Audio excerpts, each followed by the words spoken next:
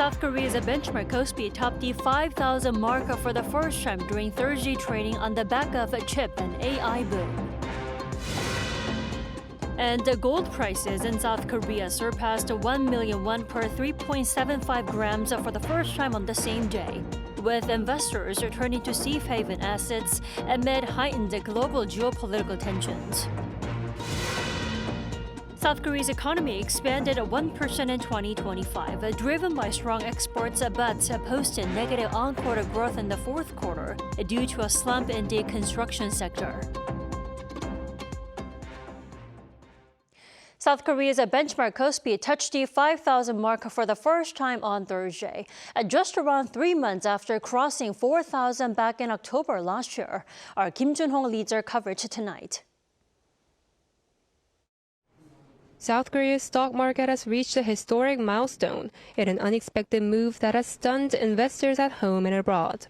The benchmark KOSPI climbed above the 5,000 level for the first time in its 70-year history, a mark long seen as a symbolic threshold.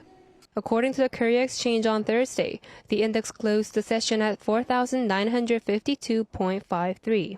While it did not finish above 5,000, the KOSPI opened around 4,980 and surged past the milestone within just 1 minute of the opening bell. This is a blustering run, coming just 3 months after the index crossed 4,000 last October. The upswing came on the back of a strong Wall Street rally overnight. U.S. President Donald Trump backed away from a previously signaled tariff threat against European nations, triggering a sharp jump in U.S. stocks. That positive sentiment quickly spilled over into the Korean market. Leading the surge were heavyweight semiconductor stocks. Shares of Samsung Electronics gained over 4% intraday to hit a record 160,000 won, while SK hynix also climbed to record levels.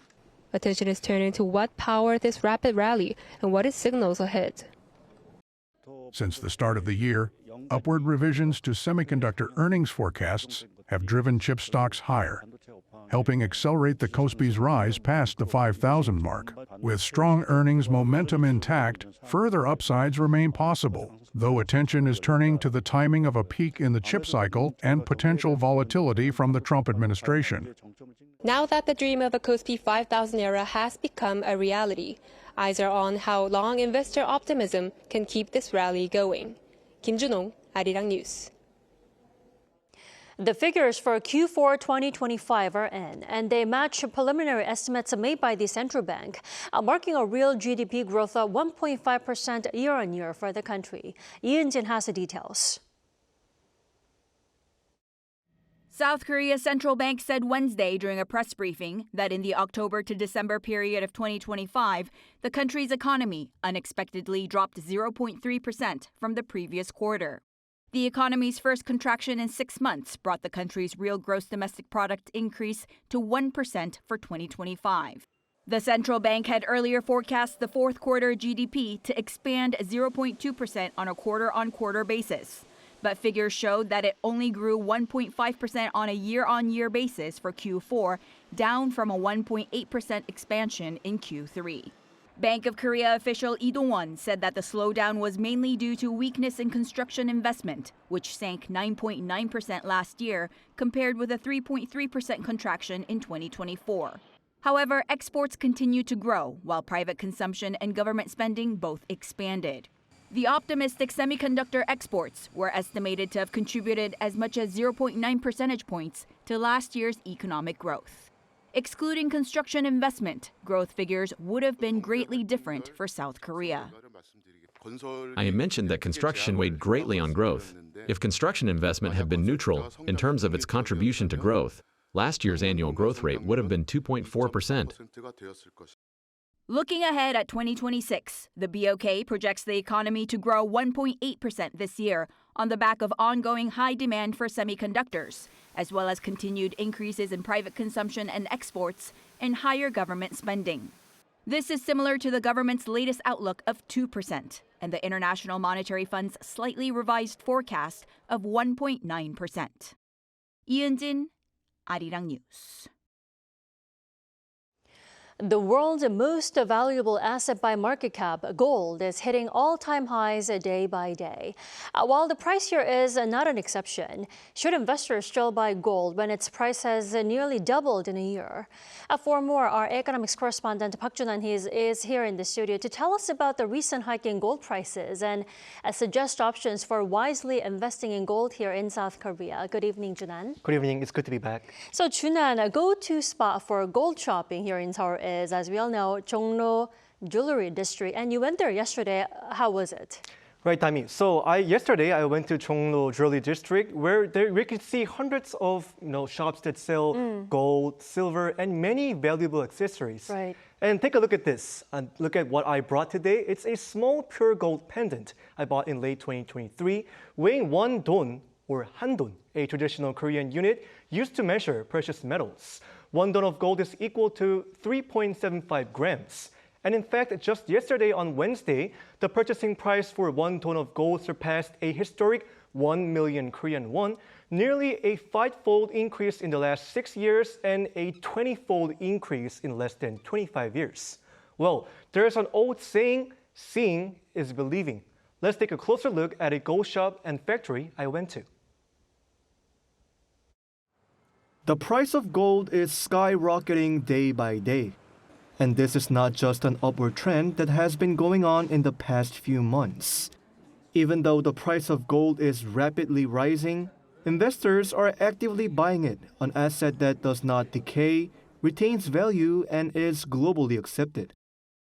My mother turned 60 this year, so I came to buy a gold bracelet as a commemorative gift. Gold prices have risen a lot recently, but I think they may continue to climb, so I felt it was better to buy it sooner rather than later.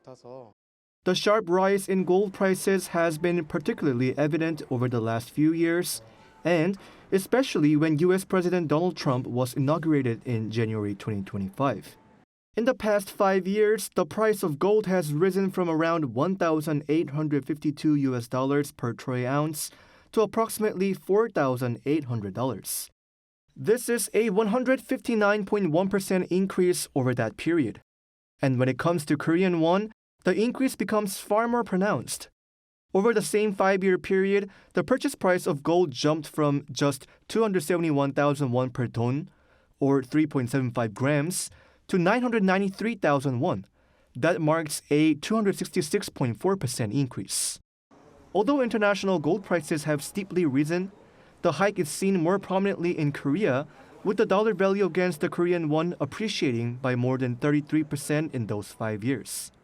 Alongside that, buying physical gold in Korea can add 15% to the price due to value-added tax and labor charges.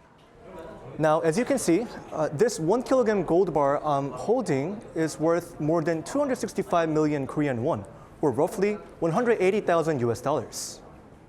The managing director of the Korea Gold Exchange, whose company produces and sells billions of dollars worth of gold and silver annually in Korea, says global uncertainty has driven the steep price hikes. Global economic instability, ongoing wars, and uncertainty surrounding the U.S. dollar's depreciation have all combined to push gold prices sharply higher, with new issues continuing to emerge, including the situation involving Greenland just yesterday. Uncertainty is intensifying, and that upward trend appears to be gaining further momentum. Looking ahead, long-term gold prices will be shaped by a mix of inflationary trends, interest rates, and geopolitical risks. Alongside this, global economic uncertainty and monetary policy will also be key factors affecting prices. And Junan, many people see gold as part of their investment portfolio. Now, in that case, are there any tips for investors looking to, minimize their tax burden? Right, Tabi. So minimizing tax burden is always one of the most important things when it comes to efficiently investing. The first option is, of course, buying physical gold. You buy gold bars or coins directly from credible shops. A good thing is that you own something tangible, and it's great for long-term holding or passing down as an inheritance. But the problem is that you might not make a profit out of gold unless its price goes up by at least 15%. It's because in Korea, there's a 10% value-added tax when you buy, plus an average 5% labor charge is already counted in when you buy a gold piece. The second option is using the domestic KRX Gold Spot. You can simply buy tiny amounts of gold through bank apps or your securities account without owning physical gold in your hand. For KRX spot trading, capital gains on price differences are tax exempt, making it very efficient for most people. Not only this, you do not have to pay additional fees such as the 10% value-added tax unless you decide to withdraw the gold physically. Lastly, there are options using ETFs, both domestic and international.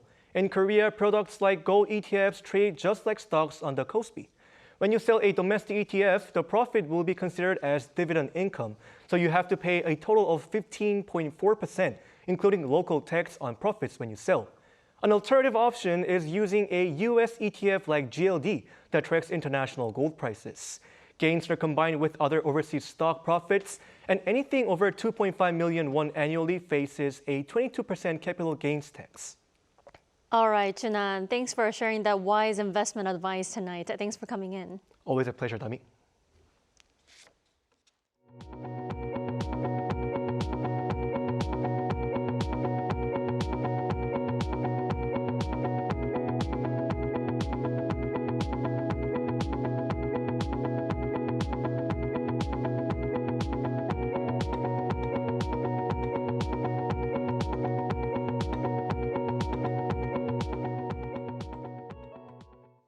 President Lee Jae-myung has called for a greater commitment to rooting out scam crimes. Speaking at a weekly meeting with his top aides on this Thursday, he described such transnational crimes as vicious and highly threatening, warning that they can escalate to diplomatic disputes. His remarks come after the Blue House announced that a special task force established directly under President Lee will repatriate South Korean suspects allegedly involved in Cambodia-based scam rings on Friday morning for investigation. The suspects are believed to have swindled around 48.6 billion won, roughly $33 million from 869 Korean victims. South Korea's AI Basic Act goes into effect today and consolidates separate AI bills into a unified framework ranging from research funding to safety guidelines. Our Kim Do-yeon tells us more. South Korea's Framework Act on Artificial Intelligence Law has come into effect. Starting Thursday, the country becomes the first in the world to fully enforce a comprehensive legal AI regulatory framework. Passed in 2024, the law's goal is to both boost national competitiveness in AI and protect the public. One of the most critical aspects of the new rules is the high-impact AI designation. If an AI system is used in critical fields like healthcare, energy, hiring, or loan approvals, it faces strict oversight. Operators must have human managers in the loop and report their safety measures to the government. Transparency is also mandatory. Companies must now clearly label AI-generated content, including through tools like watermarking, so users know what they're looking at. The measures are now in a testing phase, so it will take some time for the results to become clear. I mean, the big risk really is this. If the regulations are a bit too burdensome, then the question is, can the Korean government then adjust these regulations so that these AI companies are not going to be hindered with respect to the development because they're competing with other players globally, right? Like OpenAI, like other companies beyond the domestic market.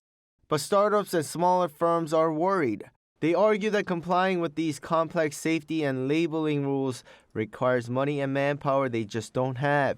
Recognizing this burden, the government is promising a soft landing. The Ministry of Science and ICT says it will suspend fines and investigations for at least 1 year. But I think Korea being a first mover, I think is shaping the policy now going forward for a lot of countries who will now, I think, benchmark Korea's rules and see how they play out for their own regulatory systems. They're also setting up a support desk to help companies figure out how to follow the new rules. Kim Do-yeon, Arirang News. Meanwhile, it's been a busy day at the National Assembly after a surprise announcement of a potential merger between the ruling Democratic Party and the rebuilding Korea Party. Our correspondent An Sung-jin has the latest. South Korea's ruling Democratic Party has proposed a merger with the rebuilding Korea Party ahead of general elections this June. During an emergency press conference on Thursday, the DP's chairman Jung Cheong-rae proposed an outright merger, as he noted that the spirit of the time for both parties aligns. There is no reason to contest the June 3rd local elections separately. The two parties should move forward together as one team toward the shared goal of ensuring the success of the Lee Jae-myung administration. Chung further urged for a swift formation of a working-level team to discuss the merger. Rebuilding Korea Party Chairman Cho Guk responded an hour after the announcement. We will carefully listen to what the public has to say and our party members to determine the best path forward. According to insiders, the two party leaders allegedly met late afternoon on Wednesday and shared their thoughts, reaching a broad consensus. However, this announcement was reportedly shared with only a small number of insiders beforehand, calling for internal consultation within the DP. Hong Ik-pyo, Senior Secretary for Political Affairs to the President, said that he had been informed in advance. The proposal comes as the two parties face growing competition in overlapping strongholds for the general election, including the southwestern region of the country. On the same day, the DP held a policy-focused lawmakers meeting to continue its discussion on the prosecution reform set for later this year. Key issues included the dual-track structure of the Serious Crimes Investigation Agency, supplementary investigation powers, and others surrounding the reform. Under the proposed overhaul, the prosecution's existing investigative powers would be transferred to the newly established Serious Crimes Investigation Agency under the Interior Ministry, while a prosecutorial authority would be given to the prosecution office, separating the functions of investigation and indictment. Once the government drafts a revised bill on the prosecution reform based on parliamentary deliberations, the Standing Committee will resume discussions. Lawmakers are looking to pass the legislation by February, and all eyes are on when and how a consensus will be reached on the revision. An Sung-jin, Arirang News. Now, over in Davos, where the World Economic Forum is taking place, U.S. President Donald Trump continues to push for his territorial ambitions over Greenland. But he is now ruling out the use of U.S. forces to take over Greenland. Lee Seung-jae reports. President Donald Trump has signaled a major shift in his controversial push to bring Greenland under U.S. control, backing away from the use of military force while continuing to press his case diplomatically. Speaking Wednesday at the World Economic Forum in Davos, Trump reiterated his belief that Greenland, a semi-autonomous territory of Denmark, must fall under U.S. control for global and American security. You know, when I see what's happening with Greenland, I wonder, because I want Greenland for security. I don't want it for anything else. We have so much rare earth. We don't know what to do with it. We don't need it for anything else. Trump acknowledged that the United States could theoretically take the island through overwhelming military power, but stressed he would not do so. At the same time, Trump announced that he was canceling a planned round of tariffs on 8 European countries that oppose his proposal for Greenland. The decision followed talks with NATO Secretary General Mark Rutte, which Trump described as highly productive. Just days earlier, Trump had threatened to impose a 10% tariff on goods from Britain, France, Germany, Denmark, Norway, Sweden, the Netherlands, and Finland starting February 1st, with rates rising to 25% by June if no deal was reached on what he called a complete U.S. purchase of Greenland. In a social media post, Trump said he and NATO leadership had established a framework for a future agreement covering Greenland and the broader Arctic region, calling it beneficial for both the United States and NATO allies.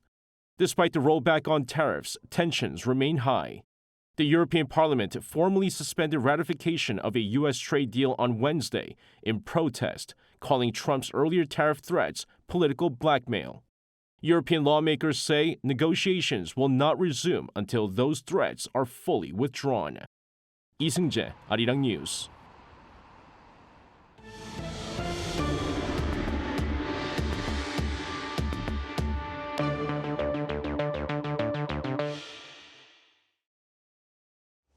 The Korean Olympic Committee announced Thursday that it has finalized its roster for the Olympic Winter Games Milan-Cortina 2026, with a total of 71 athletes set to compete. The size of Korean delegation marks a slight increase from the 2022 Beijing Winter Olympics, where 65 athletes participated. 2,900 athletes from 90 national Olympic committees will compete for 116 gold medals in a total of 16 events in 8 sports for these Winter Olympics opening on February 7th. The South Korean athletes are set to depart for Italy on January 30th.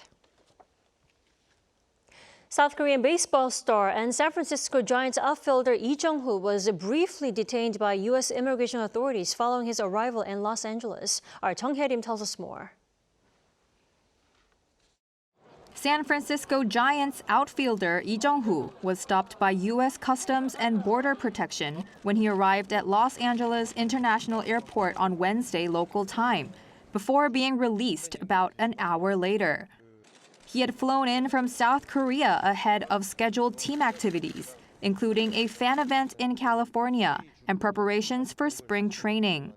However, a required entry document had been left behind in Korea, according to a statement by the Giants to The Athletic on the same day, triggering a temporary hold on Lee. The situation was resolved with assistance from the San Francisco Giants organization and federal authorities, according to the San Francisco Chronicle. The report stated that a spokesperson for Nancy Pelosi, the former Speaker of the U.S. House of Representatives and whose district includes San Francisco, also intervened.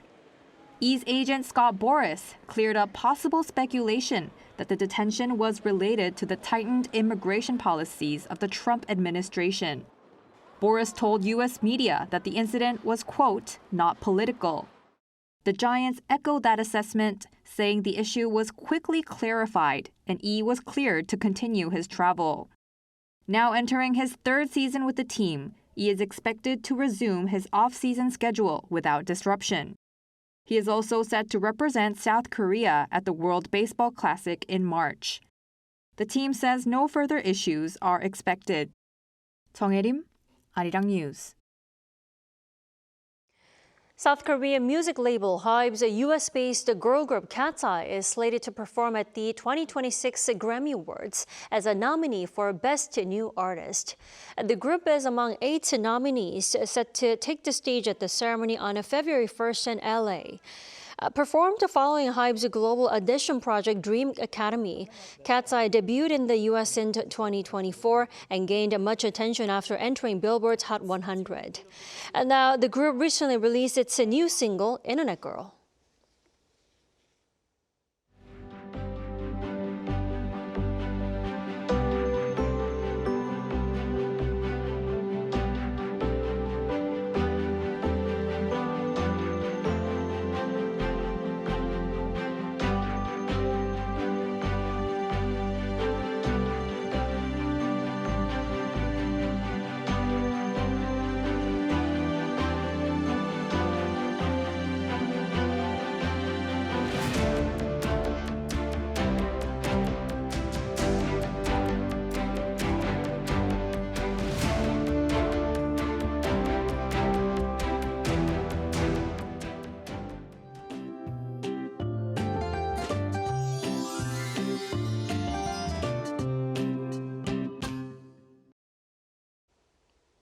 A blast of extremely cold air has been continuously pushing down from the north, keeping this cold wave firmly in place. A cold wave warning is in effect for the northern parts of Gyeonggi-do, Gangwon-do, parts of Chungcheong-do, and Gyeongsang-buk-do provinces.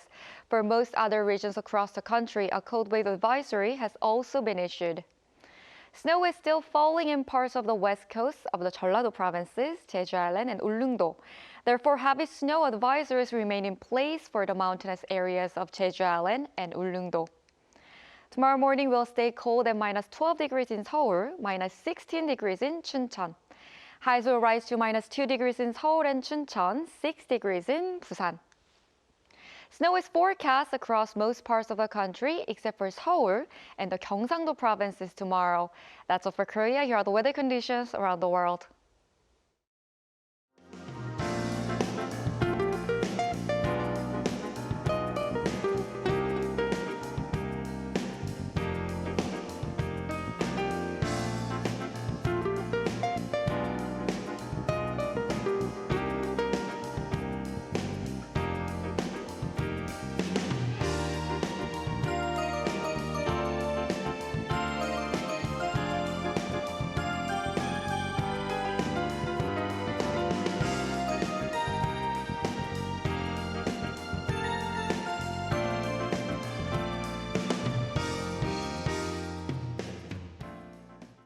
That's all we have for tonight. I'm Kim Dami. From all of us here at Arirang, thanks for watching and good night.